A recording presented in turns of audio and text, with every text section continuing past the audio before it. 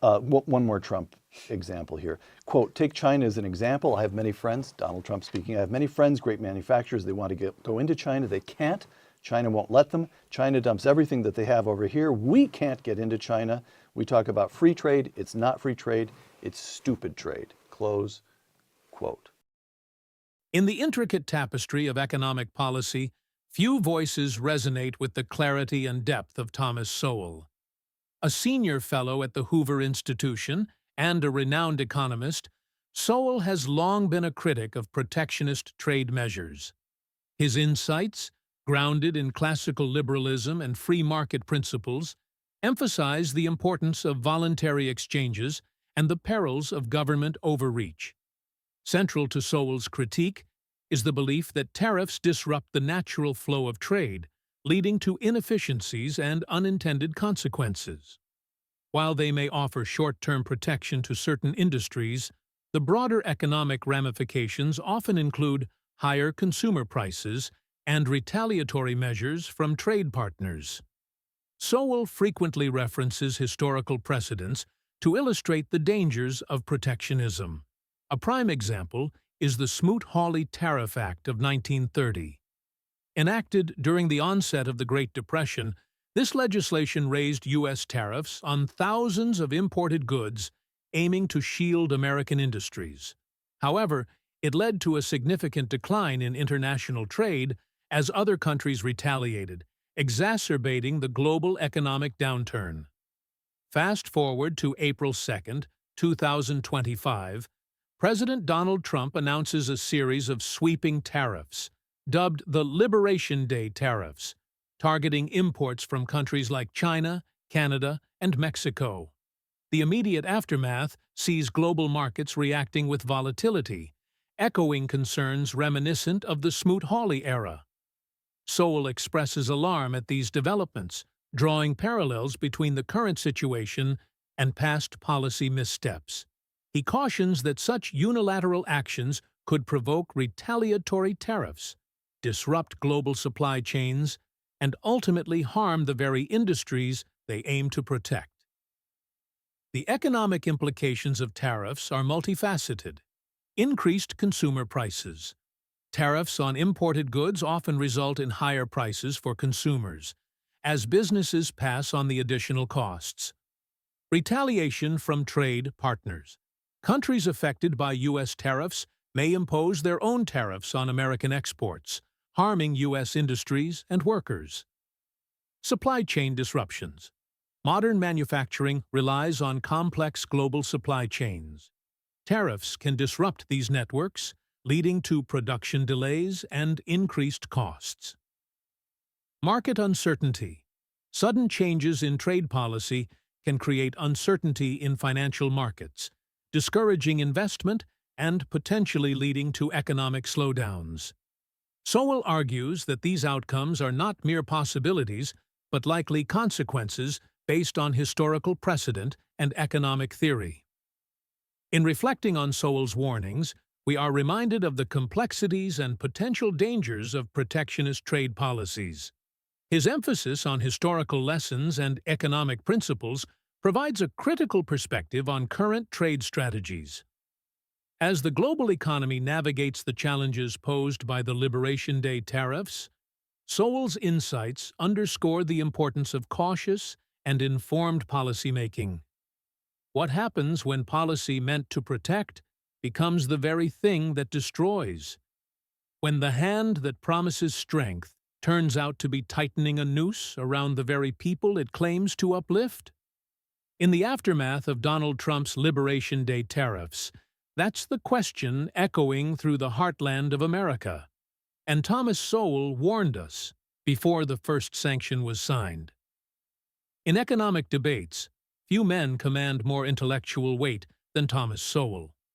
For decades, he's warned against the romanticism of economic nationalism, a seductive narrative that promises quick fixes but often masks deeper fractures.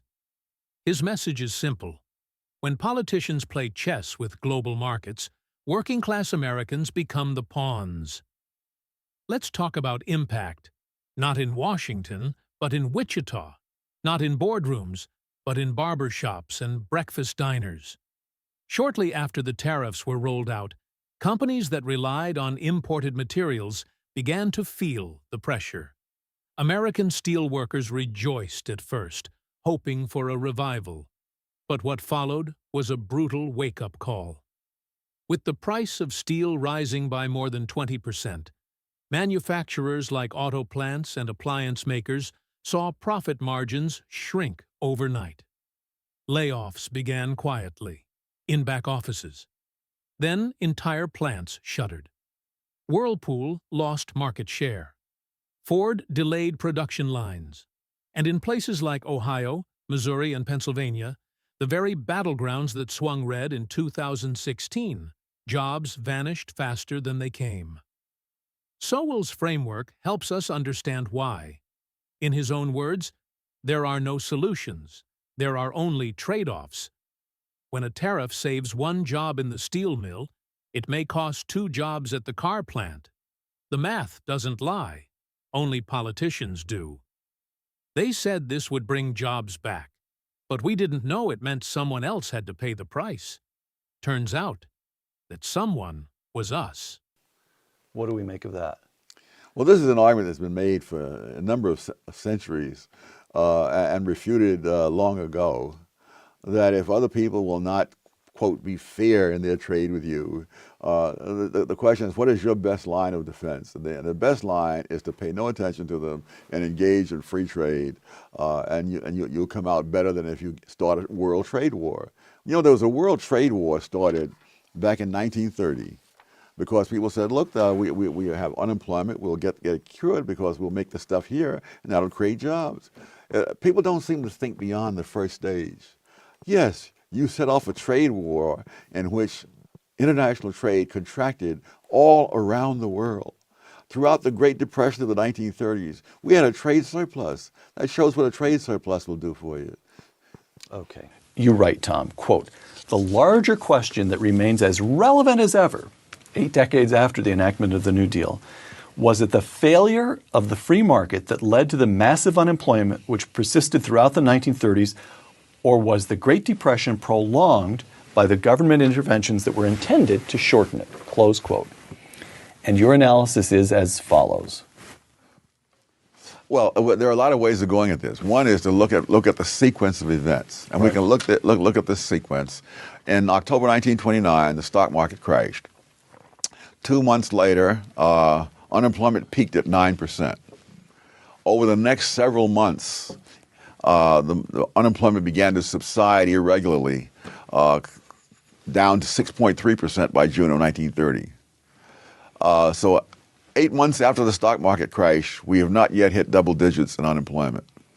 June 1930, when it's 6.3%, the government intervenes the first real intervention on a massive scale under Hoover, the Smoot-Hawley tariffs, which were designed to reduce unemployment by restricting imports in the United States so that more of these goods will be built in the United States by American workers. It sounds good. 1,000 economists from the leading universities around the country signed a public appeal to Congress and the President not to pass this bill, that it would not do what they said it would do. It would not reduce unemployment. It would, in fact, lead to retaliation that would make it harder for Americans to sell their goods in other countries. As often happens, no one paid the slightest attention. The bill was passed, and within 5 months after the bill was passed, we had double-digit unemployment for the first time. This is from a bill designed to lower unemployment. Right. And when it hit, and this time, it did not subside. It never fell below double digits for the entire remainder of the decade of the 30s, not even for a single month. Not all of it was the Smoot-Hawley tariff. When FDR came in 33, he then put in the National Industrial Recovery Act. He put in the Agricultural Adjustment Act. He put in the Wagner Act. He issued more presidential executive orders than all subsequent presidents throughout the remainder of the 20th century. So the government intervened on a massive scale, and yet the unemployment never came down below double digits for the entire decade. So we get the stock market crash in 29. Mm-hmm. Herbert Hoover, as president, understands that something terrible has happened, but fundamentally the policies in place are those of Calvin Coolidge and every president before, small federal government, and we see signs that the market begins to correct itself. Right. The economy begins to recover, and then Herbert Hoover and Congress decide what to do to fix things. Yes. And they immediately make things worse, and Franklin Roosevelt comes in and keeps fixing it and keeps fixing it and keeps fixing it, and it stays bad, bad, bad. Yes. That's a fair assessment? Yes. Okay. What do you make of the present President of the United States and his tariffs? It's painful to see what a ruinous decision from back in the 1920s being repeated. Now, insofar as he's using these tariffs to get very strategic things settled, and that he is satisfied with that. But if you set off a worldwide trade war, that has a devastating history. Everybody loses because everybody follows suit, and all that happens is that you get a great reduction in international trade. The other, it's disturbing in another sense. Franklin D. Roosevelt, when he was president in the 1930s, said that you have to try things, and if they don't work, then you admit it, you abandon that, and you go on to something else, and you try that until you come across something that does work. Now that's not a bad approach if you are operating within a known system of rules. But if you are the one who's making the rules, then all the other people have no idea what you're going to do next. And that is the formula for having people hang on to their money until they figure out what you're going to do. And when a lot of people hang on to their money, you can get results such as you got during the Great Depression of the 1930s. So if this is just a set of short-run ploys for various limited objectives, limited in time, fine, maybe. But if this is going to be the policy for 4 long years, that you're going to try this, you're going to try that, you're going to try something else, a lot of people are going to wait. I think what happened in the stock market recently, when things came down substantially for quite a while, and I note that various people are holding on to their money before they do anything because they don't know where this is going to lead. And it wasn't just industrial workers. Tariffs on aluminum, solar panels, and electronics sent prices soaring for small businesses across the country. From restaurant owners to hardware store managers, America's backbone began to bend. But America didn't act in a vacuum. China struck back, and hard. Soybean exports, once a $20 billion industry, became collateral damage. Farmers who had voted for Trump in hope of economic revival found themselves sitting on rotting crops with no market. Subsidies were issued, temporary, political band-aids on long-term wounds. When people say, "Let's protect American jobs," what they really mean is, let's raise prices for American consumers. Every tariff is a tax. And that tax?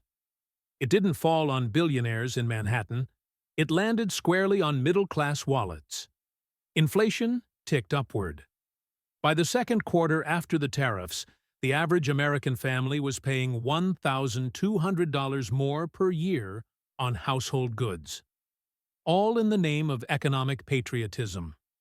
But there's another dimension to this crisis, one that Sowell has consistently highlighted: the myth of self-sufficiency. In a globalized economy, no nation is an island. Cell phones, medical devices, even basic food ingredients. These things don't originate in just one place. Cutting off trade isn't a declaration of strength. It's a confession of insecurity. Economies are ecosystems, and when you disrupt one link in the chain, the whole structure trembles. From construction sites in New York to shipping yards in Los Angeles, Tremors were felt across the map. Construction firms reported delays. Hospitals couldn't access affordable medical equipment. Parents struggled to find school supplies. And yet, despite these consequences, the political theater continued. Rallies were held. Flags waved. But behind the slogans, the numbers painted a harsher truth. The U.S. manufacturing sector entered a recession by the end of that fiscal year. But here's what's rarely said out loud. Trade wars aren't really about trade. They're about control, power, optics. When presidents slap tariffs on imports, they're not always thinking about economics. They're thinking about elections. And the people who pay the price are never the ones casting the policies. Thomas Sowell didn't need to see the headlines to know this would happen. He spent a lifetime warning that short-term politics often comes at the cost of long-term prosperity. But the question remains, in a nation addicted to easy answers, who's really listening? When a superpower declares war, economic or otherwise, the world responds. But what happens when that war strengthens the very rival it sought to weaken? What if America's tariffs didn't curb China's rise, but accelerated it? Let me ask you, are you trying to see through all these Trump-China tariff-related headlines, or did you make some major moves? What did you buy? What did you sell since April 2nd? Well, since early April, certainly we saw lots of risk aversion in the markets, and that saw a big sell-off, particularly in American equities. One of our approach right now is to really weigh the impact of the tariffs of the U.S. against the rest of the world. And what it means is that we believe that China and many other countries in the world are better able to weather the upcoming tariffs against them rather than U.S. itself. For one, tariffs against the other countries will slow down U.S. GDP. Economic growth is going to slow. I mean, I often get the anecdote that if the next iPhone is going to be a lot more expensive because of the tariff, the average consumer in the U.S. will just simply delay purchase. And their consumption today, the lack of consumption today, will mean revenue is going to slow down. So U.S. GDP growth, overall economic growth, is going to be much more impacted by the tariff than the other countries. Now, the OECD Trade in Value Added shows that China's exposure in terms of its exports to overall final demand of American is only 2.8% of China's nominal GDP. So I believe that going forward, China will be very much able to weather this. And because of that, and also because of the valuation that we're seeing in China, we continue to maintain an optimistic stance in Chinese equities, while at the same time, we have pared back a little bit on the US equities from a previous slightly overweight to neutral. In 2018, Trump launched a tariff blitz targeting more than $360 billion worth of Chinese goods. It was framed as a battle for American jobs, American dignity, and American supremacy. But as the dust settled, it was China, not the United States, that emerged more resilient. And Thomas Sowell? He warned us from the start. Sowell. Economic decisions made in Washington have ripple effects far beyond our borders, and often the people making them don't understand what they're unleashing. Let's unpack those ripples. The tariffs didn't just damage American consumers. They fractured the global trust in the U.S. as a stable economic partner. China, long portrayed as the villain in America's trade narrative, seized the opportunity to rewrite the script. Beijing didn't retreat. It pivoted fast. Chinese diplomats began strengthening relationships in Latin America, purchasing soybeans and natural gas that once flowed from the U.S. They inked deals in Africa, swapping infrastructure for loyalty. They expanded their Belt and Road Initiative, offering billions in loans to developing nations who now saw America as unstable, even hostile. And as America focused inward, imposing tariffs and demanding renegotiations, China played the long game. They offered consistency, predictability, investment without the political chaos. The European Union, once allied closely with U.S. trade policy, began drifting toward China. With the U.S. pulling out of the Trans-Pacific Partnership and weakening the WTO, Beijing stepped in to fill the vacuum. For the first time, the world began seeing China not just as a factory, but as a power broker. Thomas Sowell has long argued that markets are not just about money. They're about trust. Once that trust is broken, it's hard to repair. Sowell. When a government chooses to abandon market principles for political showmanship, it invites instability. And instability has a price. Always. One of the steepest prices? America's loss of influence over global trade norms. As Washington turned to protectionism, countries like Vietnam, Indonesia, and Mexico became new hubs for manufacturing. U.S. allies who once depended on American imports began diversifying their supply chains. Trade routes realigned. The U.S. was no longer the sun around which all others orbited. And while American farmers watched their exports dry up, China doubled down on domestic innovation. They poured billions into artificial intelligence, chip manufacturing, and electric vehicles, industries where the U.S. had long held dominance. The trade war didn't stop their progress. It accelerated it. Even more ironic, many American companies like Apple, Tesla, and Nike quietly increased production in China during this period to avoid tariffs and tap into its massive consumer base. They couldn't afford to pick a side, even as their government did. This is the paradox Sowell understood. The more you try to isolate an economic rival, the more you push others into their arms. Trade is not a weapon. It's a relationship. And when you weaponize it, people look for more peaceful partners. It wasn't just China. Canada, Mexico, the EU, they all faced threats of tariffs. America became the antagonist in a system it had once designed. For decades, the U.S. had led the charge for free markets and open trade. But suddenly, it was retreating, punishing partners, burning bridges, and the world took notice. Trade restrictions do not create wealth. They merely rearrange it, often at the expense of those least able to bear the cost. Yet, for the Trump administration, the trade war was painted as strength, a show of sovereignty. But the data told a different story. America's trade deficit with China didn't shrink. It grew. Manufacturing jobs didn't flood back. They trickled. And by 2020, America had lost more influence than it had gained. In fact, China began lobbying for the yuan to become a global reserve currency, challenging the dollar's supremacy. Some nations started settling oil deals in yuan, not dollars. That's not just economic competition. That's financial warfare. And America? Distracted by rallies and slogans, it barely noticed. And still, through it all, Thomas Sowell's voice remained a lighthouse in the storm. Not partisan, not loud, just precise.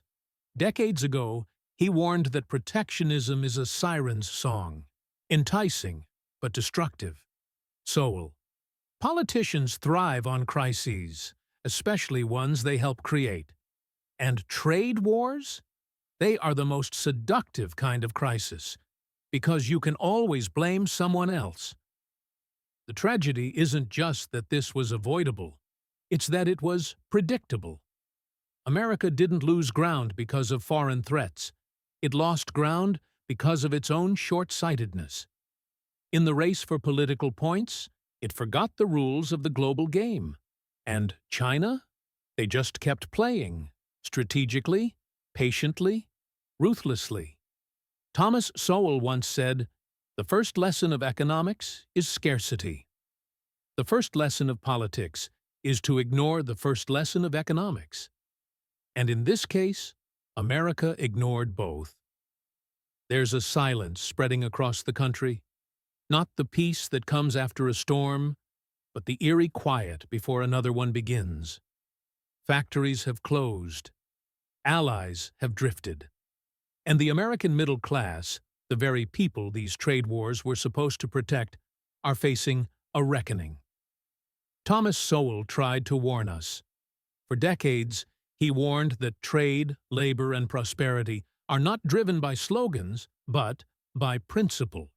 That when you treat the economy like a popularity contest, the people always lose. Sowell. Facts do not cease to exist because they are ignored. Economic truths don't bend for political convenience. But in the heat of populism, truth was one of the first casualties. When Trump launched his tariff war, he claimed he was fighting for the forgotten men and women of America. And to many, it felt like someone was finally listening. After all, wages were stagnant, factories were moving overseas, entire towns had been gutted by globalization. The message was magnetic. We'll bring the jobs back, we'll punish the cheaters, we'll win. But Thomas Sowell knew that when economics is reduced to warfare, everyone becomes a casualty. Let's look at the receipts. By 2020, estimates showed that Trump's tariffs cost American households an average of $1,300 per year in higher prices. Steel tariffs intended to protect U.S. mills ended up crippling American manufacturers who use steel, like auto and appliance companies. Suddenly, your Ford pickup cost more. Your washing machine spiked in price. And the jobs? They didn't come back. Many more vanished. One study found that for every one job saved by the steel tariffs, 3 were lost in industries that relied on steel inputs. Sowell called it the seen versus the unseen.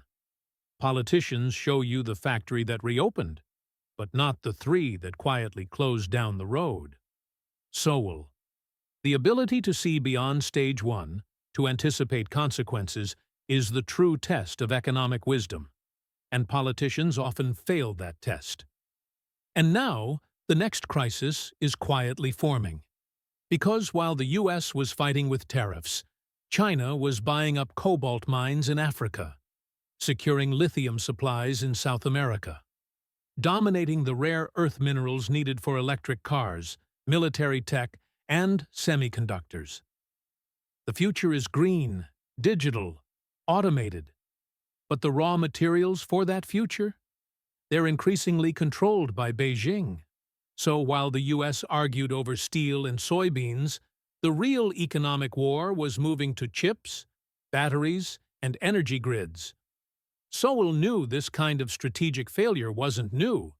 In fact, he argued it was inevitable in a system where economic knowledge is concentrated in the hands of people who don't bear the consequences of their mistakes. Sowell. Market economies punish error, but political systems reward it, if it's wrapped in applause and votes. And that's where the next economic trap lies, because now, as inflation bites and debt balloons, the same policymakers who imposed tariffs are calling for even more protectionism, more industrial policy, more government control over trade and supply chains. But here's the catch. America can't protect what it no longer builds. It can't tax what it doesn't produce. And it can't lead if it no longer inspires trust. Even U.S. allies have started hedging their bets. India and Japan inked their own trade pacts with Australia and the UK, bypassing U.S. involvement. The dollar's dominance is being challenged by BRICS nations forming their own payment systems. Slowly, but surely, the economic world is reorganizing. And still, Thomas Sowell remains a voice in the wilderness. Nearly blind from glaucoma, he doesn't do many interviews now, but his words, etched in decades of writing, remain more relevant than ever. And that truth is this. The trade war wasn't just a misstep, it was a mirror, a reflection of a country turning inward, blaming others, and ignoring the hard work of long-term reform. Instead of investing in worker retraining, education, infrastructure, We tried to build a wall around the economy. But you can't tariff your way out of decline. You can't tweet your way to economic revival. The real fix? It's harder, less glamorous, but necessary. Sowell calls it the tragic vision, that every choice has a cost, every action a trade-off, and that pretending otherwise is the most dangerous illusion of all. America became powerful by embracing trade, not fearing it, by innovating, not isolating. And if we are to remain powerful, we must remember the lessons we've forgotten. In the end, Thomas Sowell didn't take sides. He didn't wear red hats or wave blue flags. He served no party. He only served truth. And in this era of economic chaos, that truth is the compass we so desperately need. The warning was issued. The evidence is in. The world has changed. The question is, will we? Like, subscribe, share if you value the truth.